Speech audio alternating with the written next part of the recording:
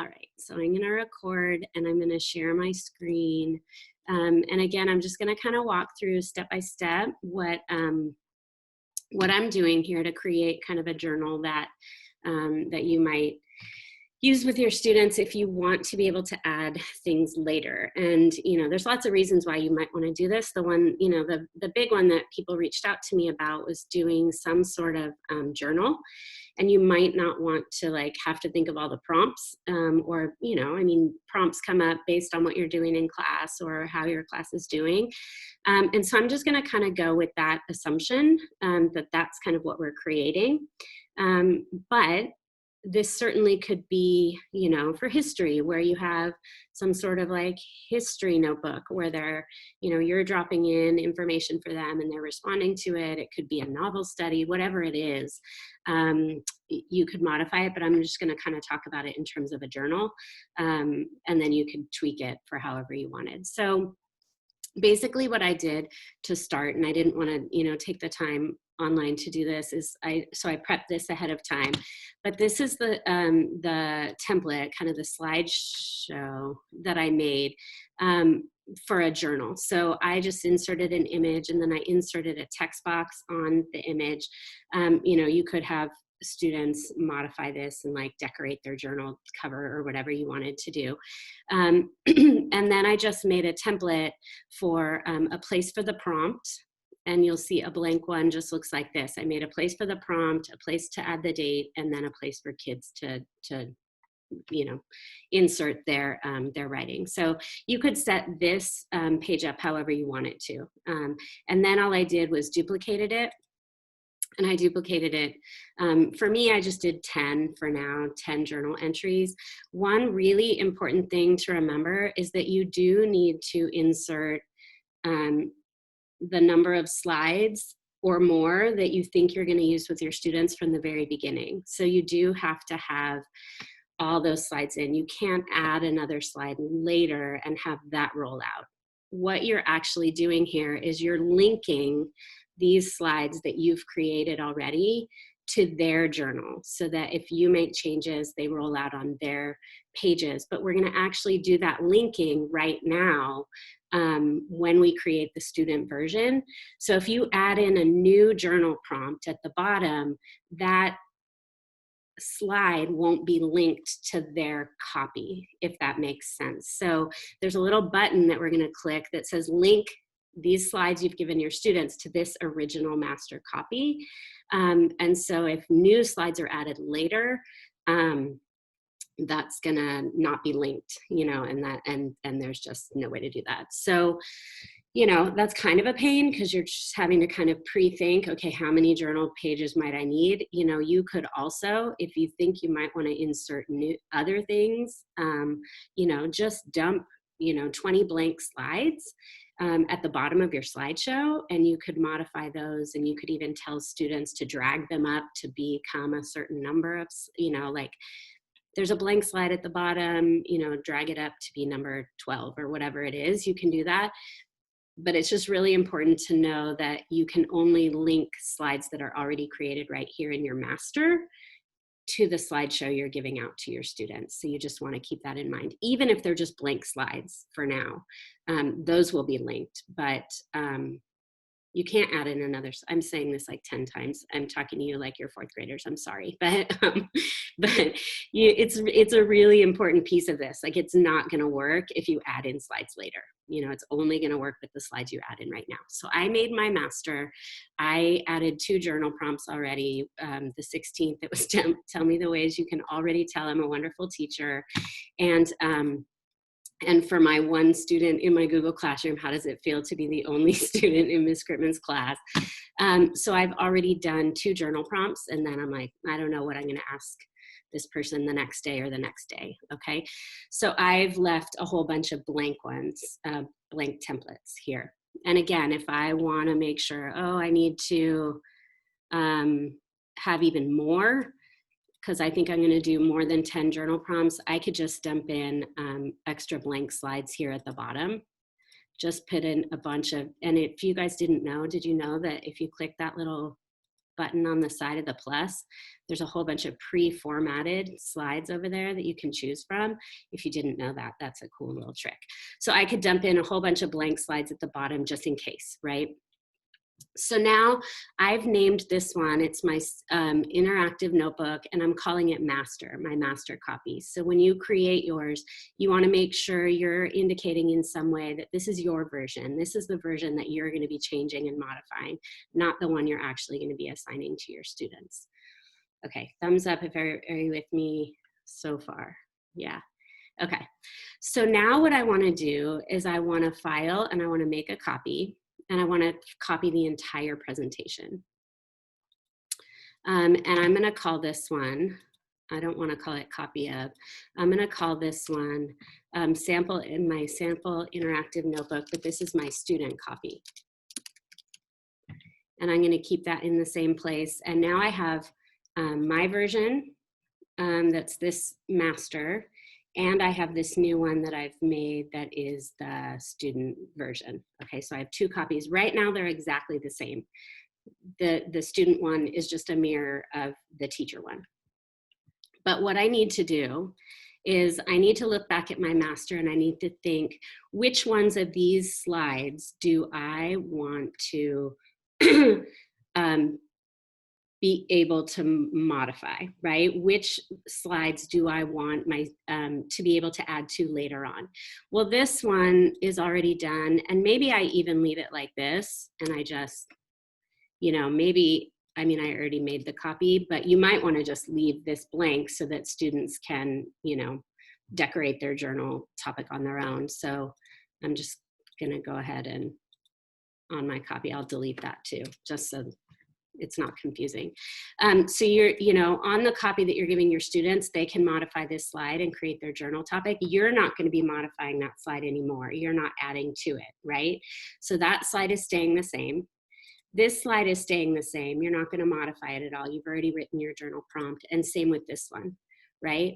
But all of these blank ones, right? All of these blank ones from here to the bottom, you want your students to be able to, you want to be able to modify and roll out changes for your students on those slides.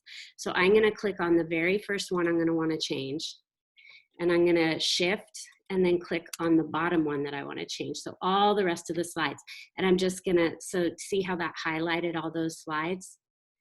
And I'm going to delete them from the student copy. I know. From the student copy, I'm going to delete them. Sarah is freaking out that I just deleted all of those. She's like, okay, but it's true. You have to delete them, but we're going to add them back in. And this is the part where they link together. It's very cool. So now I have my master. It's still got all my blanks. And I've got my student one. It now only has the ones that are like locked in already, right? Now, I want to go back to these blank slides. And this is the weird step. I want to, in the master copy, I'm going to shift, select all those. I'm going to Command C and copy them all. And then I'm going to go back over to my student slides, go to where you want to insert them. I'm going to Command V and insert them. Now look what happens. I get this little box that I can link those slides to the original presentation. Oops. I clicked on the info, learn more on accident. You don't want to click on the info. You just want to click on, you can do not link, but you don't want to do that. If you want the changes you make to roll out to your students, link to the original presentation. And now those slides are added back into your student, and look at this. On those slides, you see a little link button right here. It shows you that that slide is linked to my original.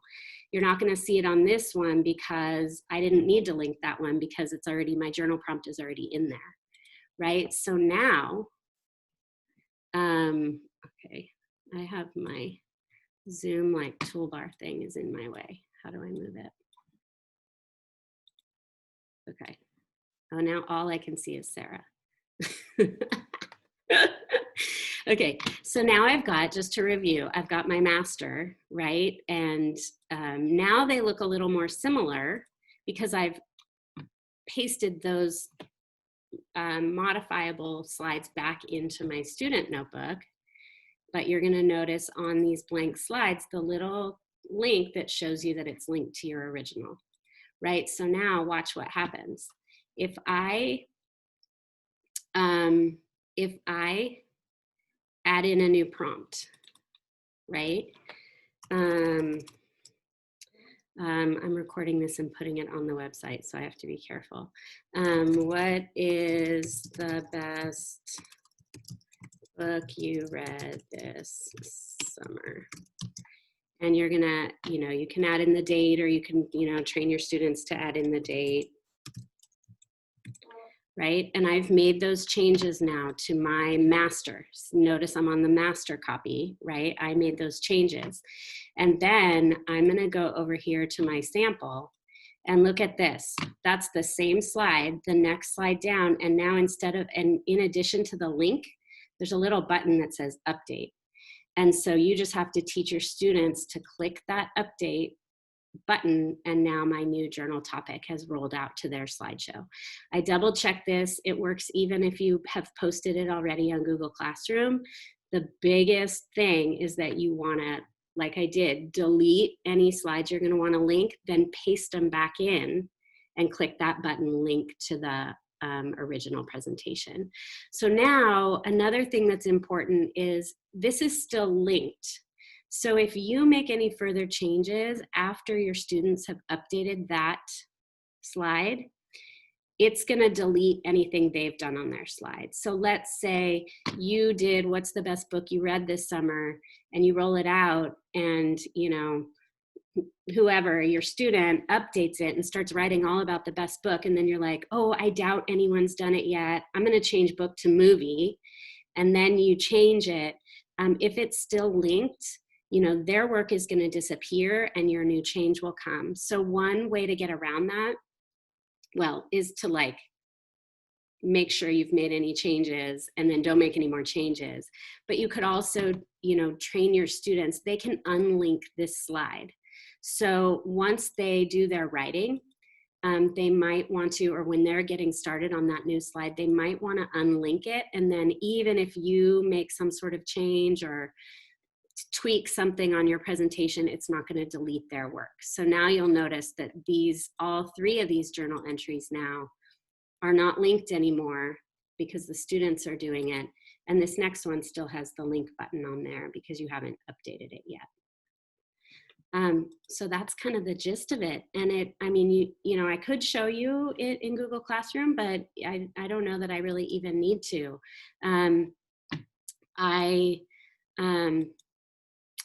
I don't know. I guess I could just say the steps one more time, but I made you, and I posted it on the website. I made you a little quick guide, and I'll show you on the website where it is, but it kind of walks you, and the video I'll link here once I'm making that video right now, so it's not linked right now. But this just kind of talks you through each of those steps: creating your slideshow, master copy, file, make a copy, and call this one student copy.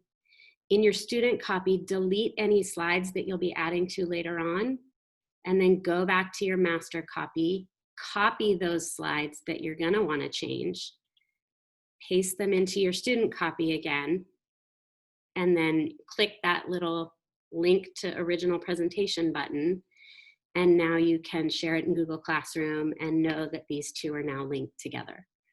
Now when you make changes to one of your slides, your students just need to click that little update button, and the update button will only show up for them if you've made changes for a slide. So that's something to kind of train your students on.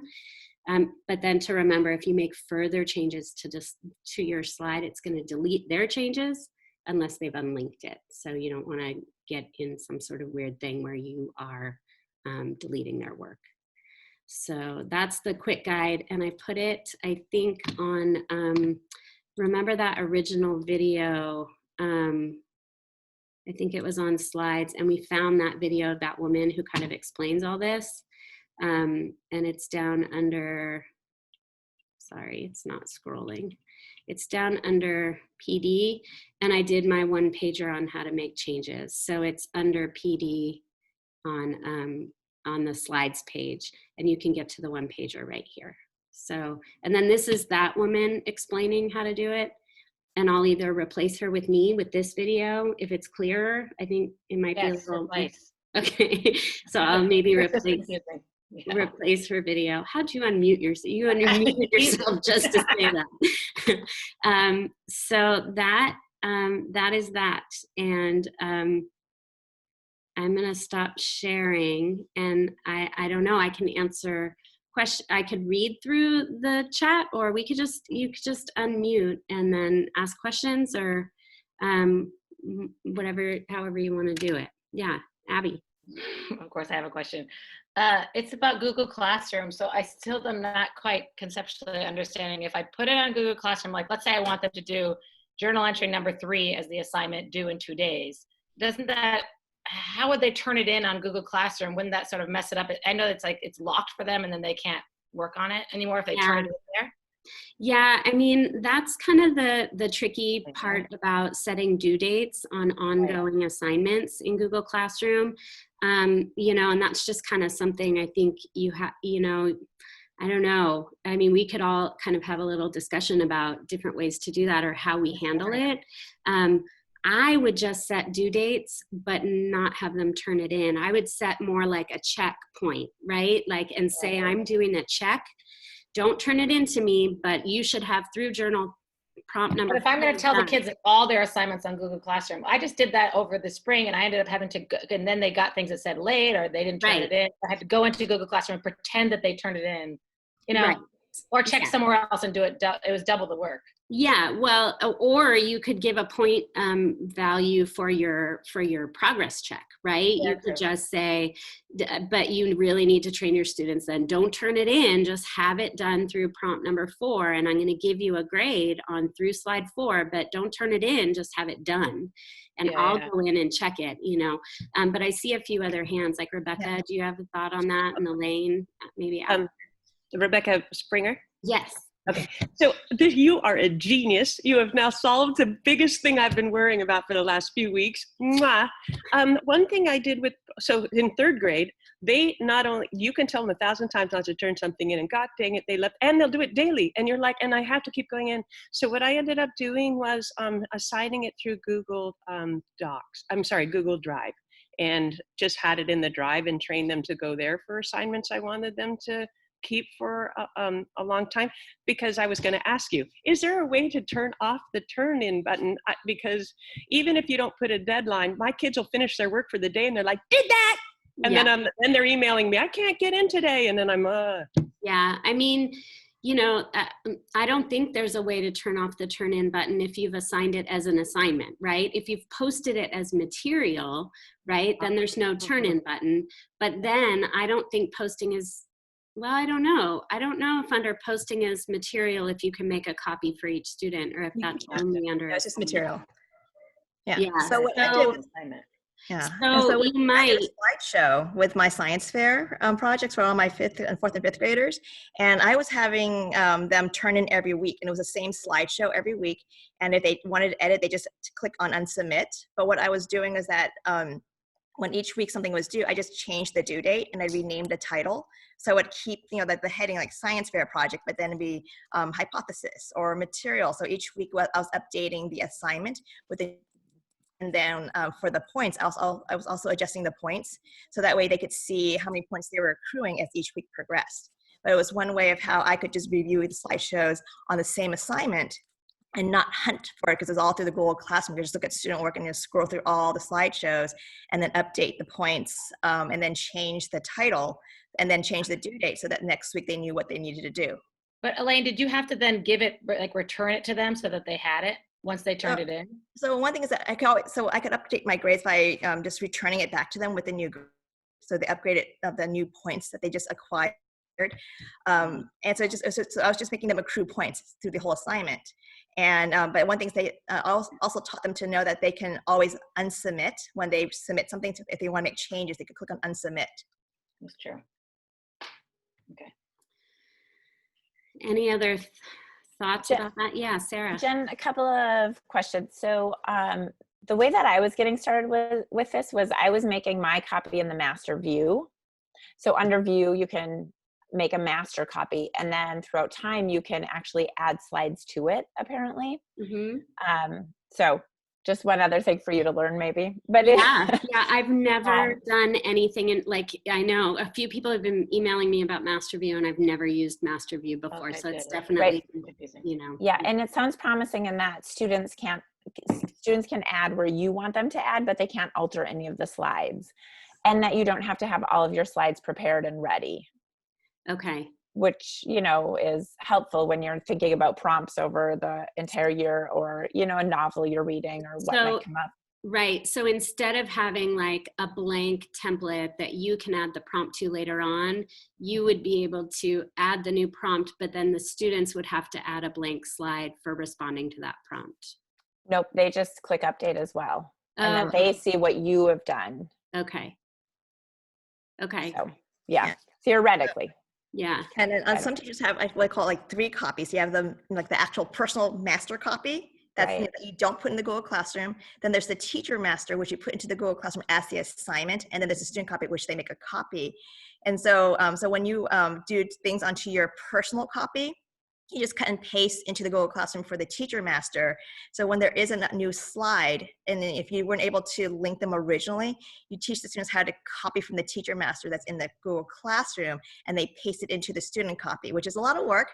You Oh, do yeah. need to teach, the students how to do that. But once they figure out how to do it, then it's, it's very seamless. You say like, okay, look, check the teacher master to get the new slide, and they would just copy and paste. But for a 4th and 5th grade to do that, that's too No. much. But for secondary, I think they are able to do it. Not in 6th grade. You have to really guide them. Not even in I know 8th grade.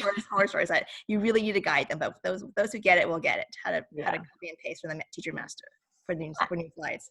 Jen, can I ask you another question? Sure. If so on the teacher master, could you change the would you be able to change the order of the slides, so the one that you want them to see Is you on know is on the top? I haven't tried Just so that. they don't have to scroll through so many So pieces? many. I would guess yes, that Just alter it, just I think so, but I didn't try that. Rebecca? okay. Yeah. I've been making a notebook, but I'm going to now do what you're doing because it's better.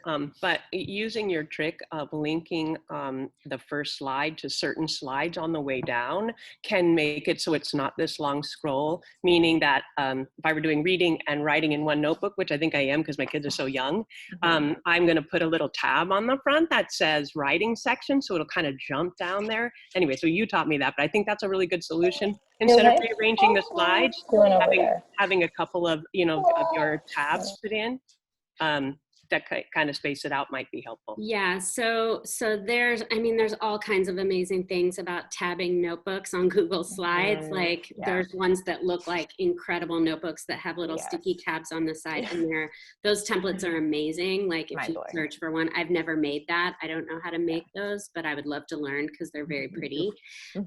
But you could do something as simple as, have a slide that it's almost like a table of contents. So it could be like week 1's journal prompts, weeks 2 journal prompts, or, so that kids could from that table of contents on slide 2 or whatever, jump to another slide. What? I keep muting that phone. Keeps getting unmuted. So again, I totally thought once I uploaded something to Google Classroom, it was just locked in. There could be no changes, which, for years has been kind of like an annoyance to me. And so and I tested it out on myself, and I went into Google Classroom, I made a change, and that little update button was there, even though I had made a copy for each student and rolled it out as a copy for each student. So I tested it and it worked. So yeah, it's just another little part of Google Slides to teach your students in terms of the little update. And then thinking about, like what Sarah said, kind of like the logistics of where things show up and scrolling, and do you want a table of contents, or I don't know. And we'd have to try out the whole shifting where slides are. I don't I would guess, I would hope that as long as you're moving only slides that are within the slides that you linked, that you cut and then pasted back in, that the Oh. order would also update. Mm. I just haven't tested that out. Right. Yeah. So Jen, would you recommend just having so you had a couple prompts pre-made, so we could have our cover, kids could decorate that however, and then just throw in, however many blank slides. And then that might give us a little more flexibility to move the one that we want students to work on to the top. To the top. Yeah. Right. Okay. Yeah. When we do that copying. Exactly. Okay. Yeah. I think there's also an option. I'm thinking of when Jen showed her whole class slideshow, how you have links to each student's slide, that you can make a table of contents, maybe make that the second slide and then have it linked to all the subsequent slides afterwards. Sure. So then when you as a teacher, let's go to slide number 6 and you just go on the second slide, click on page 6, and then it drops you to that slide. Mhm. So that might be easier instead of having kids scrolling up Yeah. and down, have a table of contents where they could just have one slide to just go to all the other pages. Yeah, and then That you makes would be telling them what page to, in your instructions Right. for the day, You you tell them can what say, page go to they're your on. journal, page 12, Yeah. and they could, from the table of contents, go to page 12. And even Yeah, put and a you topic easily- for each one too. Yeah, topics or, or reading, Right. writing, what if you wanted to have sections in the same journal. That's a great And there's idea. the whole class slideshow template that's on the, there's a templates page, that has all kinds of stuff you can copy. And that presentation one already has, I'll just share and show you for anyone that hasn't found that page yet. There's tons of great stuff on here. It's the, and I apologize to, it's very kind of more, maybe probably like K8 focus, just because that's what I've been doing forever. But I think you could find some good stuff on here, but it's the sharing library on the website. And these are all templates. So any of these that you click on, it's gonna make a copy for you. They're just all templates. So under group work, there's a group slideshow template that includes a table of contents.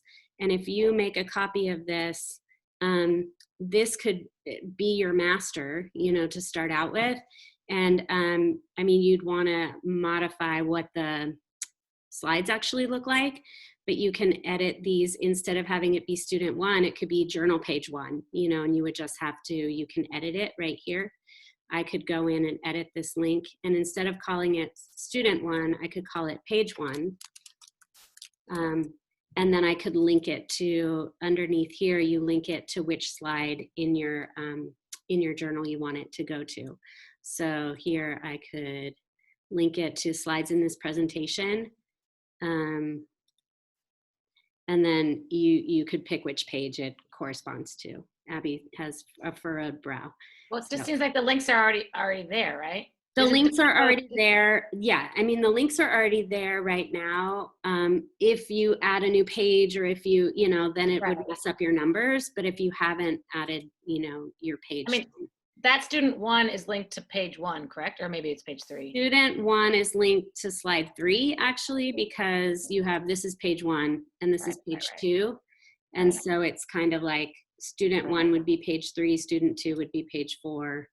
Right. You just put the dates on there. Jen, will you show us that process again? I did try to use this template last year with my students when we were doing group slides, and it all ended up being all funky. So will you show me what you did to actually link those links?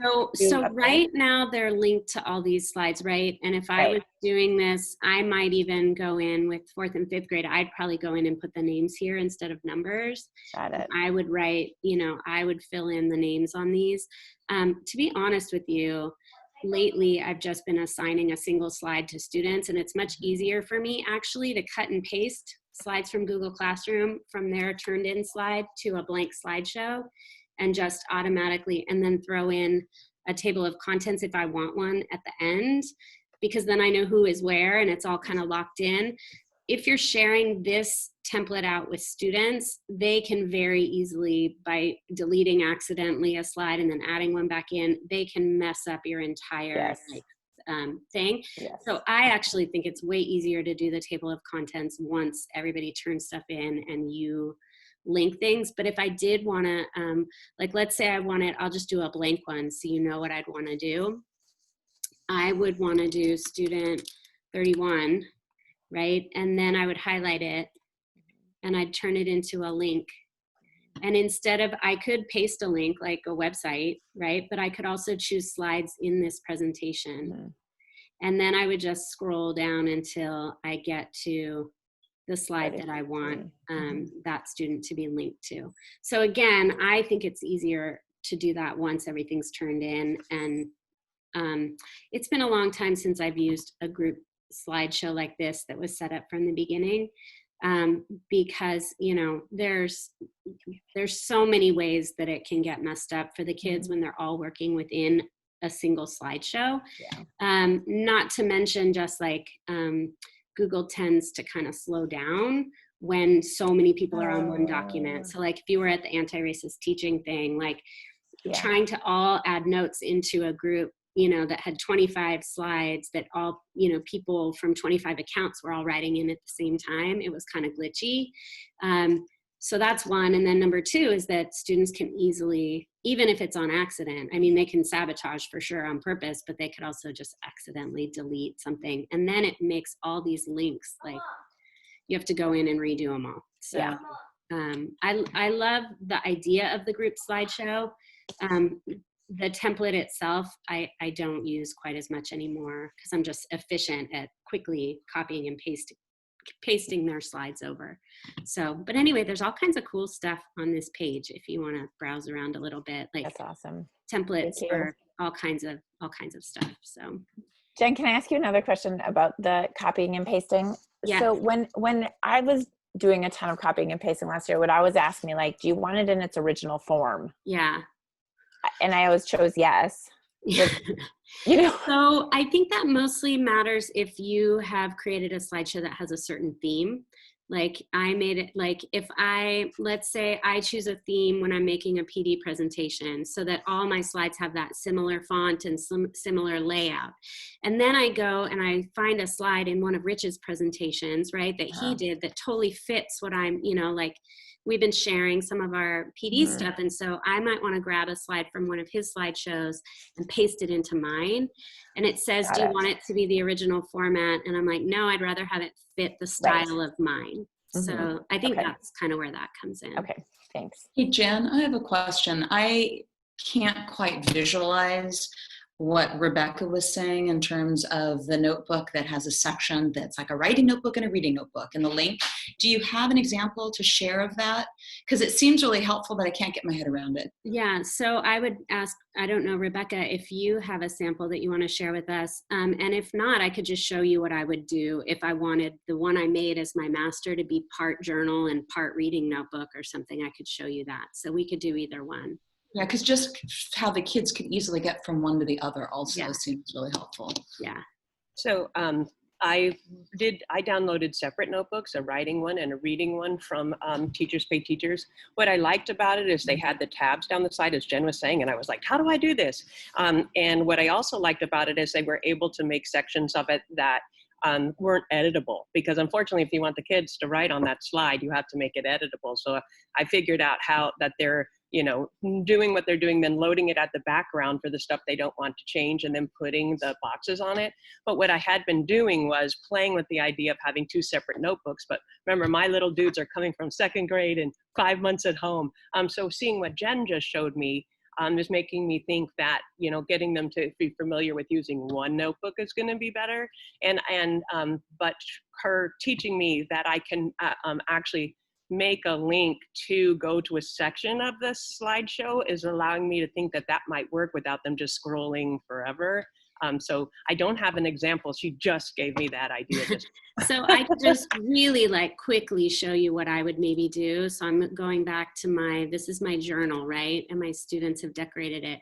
But then I might want to, after this, like, again, you want to do this before you turn it into a linked thing, because you'll want to decide, do you want this page linked? Like maybe you want to add a whole other section at some point. And that's why it might be helpful to even just dump like 25 blank slides down at the bottom. Right. You know, it doesn't matter that they're there, you know, they're just blank. It's almost like telling your students, it's like an empty notebook, right? And I'm going to be filling your notebook. So don't worry about those slides down there. I'm going to fill them in for you as we need them.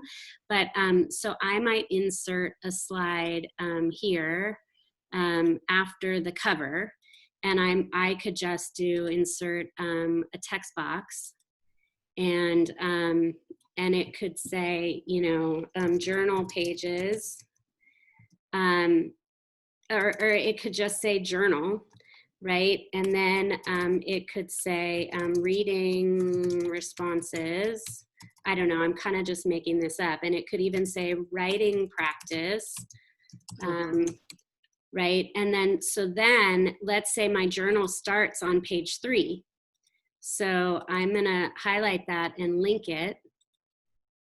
And I'm gonna go to slides in this presentation, and I'm gonna link that to slide 3, right? So now this, like, you know, and you could even insert a slide here that's like, oops, you could even insert a slide here that's like journal, you know, you could have kind of a title page for the journal, so that this is your table of contents. This is your like front page of the journal that's just decorated like journal. Like you could even insert a background. You could change the background to choose an image of a paper. I don't know, journal paper. And so I don't know, these, I don't love these, but you know, whatever you wanted to insert there. And it's almost like just like a visual marker to your students that this is where the journal starts, right? And then even insert a text box and just write, you know, huge here, here's your title page, journal. And then you're linking your students to the beginning of their journal section here. And then let's say I added here another, I'm gonna duplicate this. What am I doing? I'm sorry, my head is like, I'm gonna duplicate this, and now this becomes the beginning of my section on, what was that next one? Reading response. And then I want to change the background of my reading response to books. And so now I have my kind of title page for my reading response, right? I want to change this to white, whatever is going to stand out. And then I can link, what slide was that? That was slide 13. So now on my table of contents, I can link my kids to at least the beginning of their reading response section of their journal. I mean, this is if you don't know how to do the fancy like tab thing, which, you know, is like in my next life. Once you guys are busy next week teaching, then I'll learn how to make journals that look like that. So then I'm at least linking my students, you know, this is going to take them to the beginning of my journal. Oh, I linked it wrong. And this is going to take them to the beginning of their reading response notebook. So you're almost creating like the sections for them, table of contents. Now, if I go over to my sample, remember, these pages weren't linked at the start, so those changes aren't going to roll out. But, you know, the other changes, you know, down here, like that change is going to roll out because I had linked these further slides down, if that kind of makes sense. Jacques, does that help? Yeah, that helps. And then I think Kim Gray, did you say that you had a sample with tabs? I mean, that definitely helps. Yeah. Yeah. Sorry. I do, as I said, I didn't use it yet, but I could just show you what that looks like if you were to use it, if that was going to be helpful. Totally, yeah. You can go ahead and share. Okay.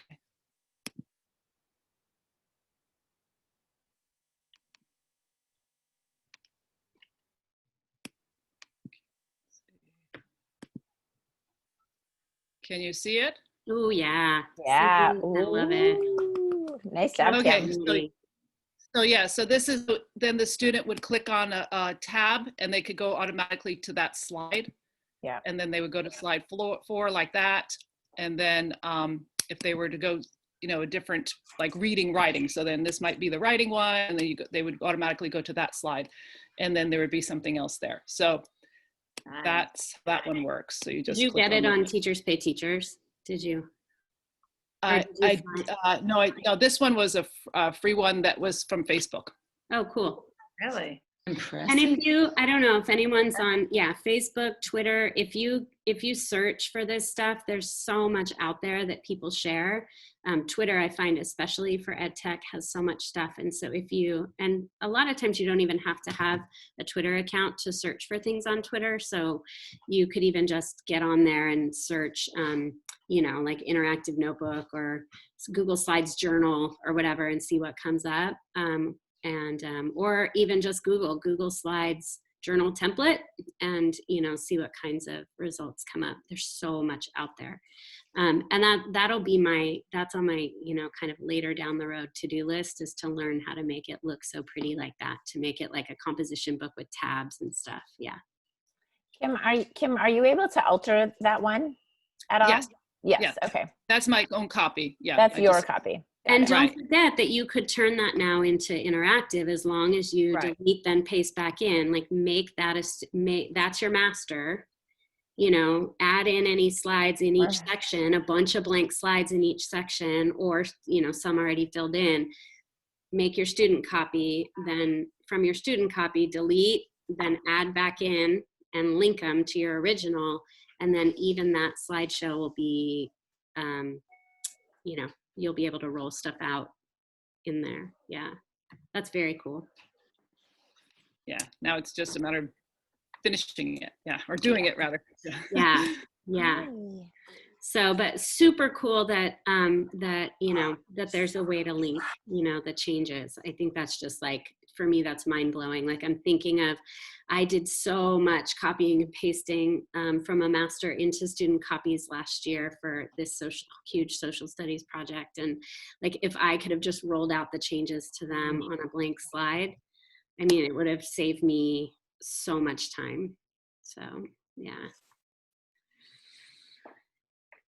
All right.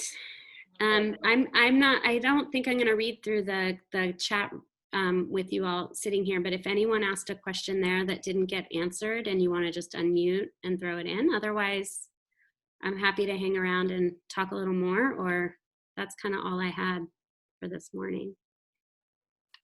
Thanks, I Jen. have a basic question. Yeah.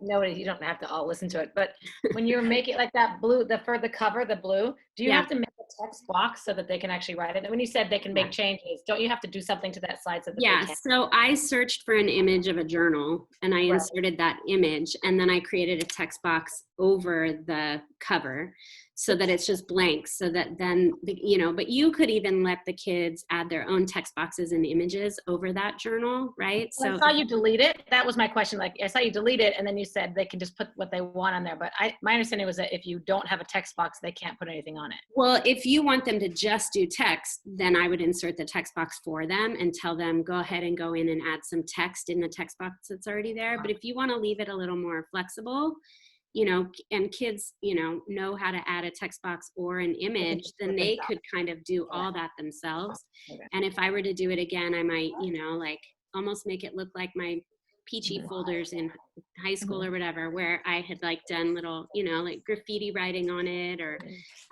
in stickers or whatever, and really make it fun, which is something at elementary I know we do for units of study. A big part of starting our first writing unit is having the kids bring in pictures and stickers and things to decorate their writing notebooks.